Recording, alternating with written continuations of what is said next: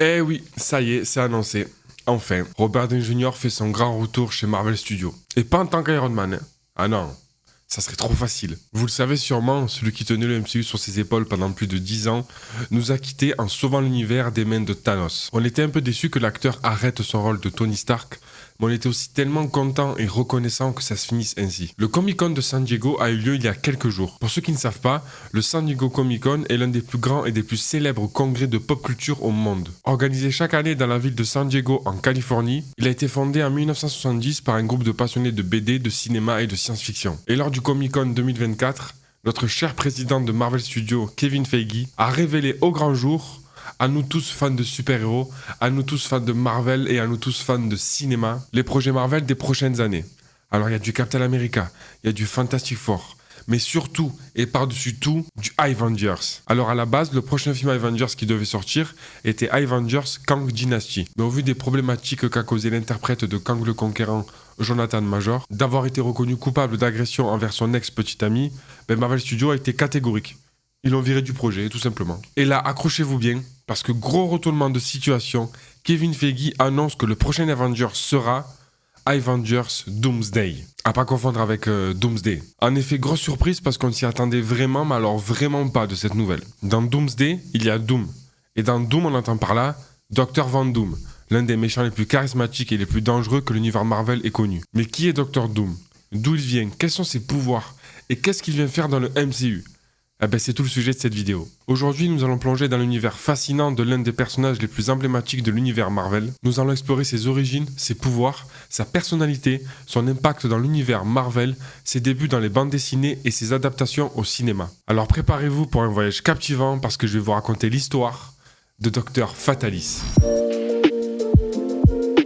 Né sous le nom de Victor Van Doom en Latvérie, un pays fictif d'Europe de l'Est, fils de Cynthia Van Doom et Warner, sa mère était une sorcière latvérienne qui pratiquait la magie et elle faisait tout ce qu'elle pouvait pour protéger sa famille et améliorer leur sort. Un jour, désespérée par la misère et l'oppression que subissait son peuple, et Cynthia en tant que sorcière, elle a fait un pacte avec Mephisto, un démon surpuissant de l'univers Marvel, pour obtenir plus de pouvoir et donc sauver les siens. Mais malheureusement, le pouvoir qu'elle a acquis a eu des conséquences dévastatrices qui a fait plus de mal que de bien. Finalement, Cynthia a été tuée lors d'une confrontation avec les soldats du baron local et son âme fut damnée par Mephisto. Son père, quant à lui, c'était un médecin de talent mais pauvre. Après la mort de Cynthia, Warner éleva son fils Victor Van Doom seul, mais dans des conditions très difficiles. Un jour, il fut appelé à soigner la femme du baron local, mais malgré tous ses efforts, la femme est morte. Craignant la vengeance du baron, Warner s'enfuit avec son fils dans les montagnes. Et pendant leur périple, ils ont été pris par une tempête et Warner utilisa son propre corps pour protéger Victor du froid. Il succomba à l'hypothermie,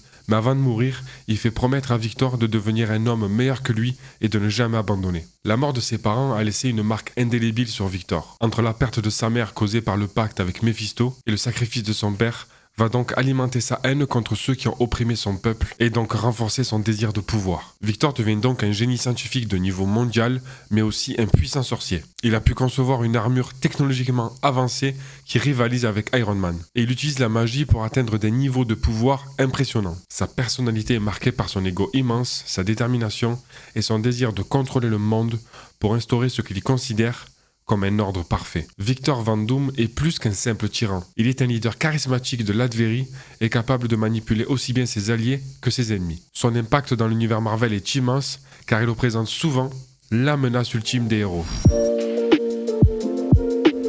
Dr. Fatalis fait sa première apparition dans la bande dessinée Fantastic Four numéro 5 en 1962, créée par le légendaire duo Stan Lee et Jack Kirby. Dès le début, il s'impose comme l'ennemi juré des Fantastic Four, mais son aventure ne s'arrête pas là. Victor a également eu ses propres séries de bandes dessinées, où ses compétences de stratège et de sorcier sont explorées plus en profondeur. Des histoires comme Books of Doom et Doom War montrent ses luttes internes, ses ambitions et ses batailles contre d'autres super-héros. Books of Doom est une mini-série de 6 numéros écrits par Ed Bubraker, publiée en 2006. Cette série retrace en détail les origines de Dr. Van Doom, de son enfance tragique en Latvérie, à ses années en tant qu'étudiant brillant mais arrogant aux États-Unis, puis en sa transformation en tyran masqué. La série offre un regard profond et psychologique sur les motivations et la complexité du personnage, expliquant comment ses expériences personnelles l'ont conduit à devenir l'un des plus grands vilains de Marvel. Doom War, publié en 2010, est un crossover de 6 numéros écrit par Jonathan Maberry. L'histoire suit Dr Doom alors qu'il tente de s'emparer des réserves de vibranium au Wakanda. Face à Black Panther, les X-Men et d'autres héros, Doom utilise sa combinaison de science et de magie pour atteindre ses objectifs. La bande dessinée Doom War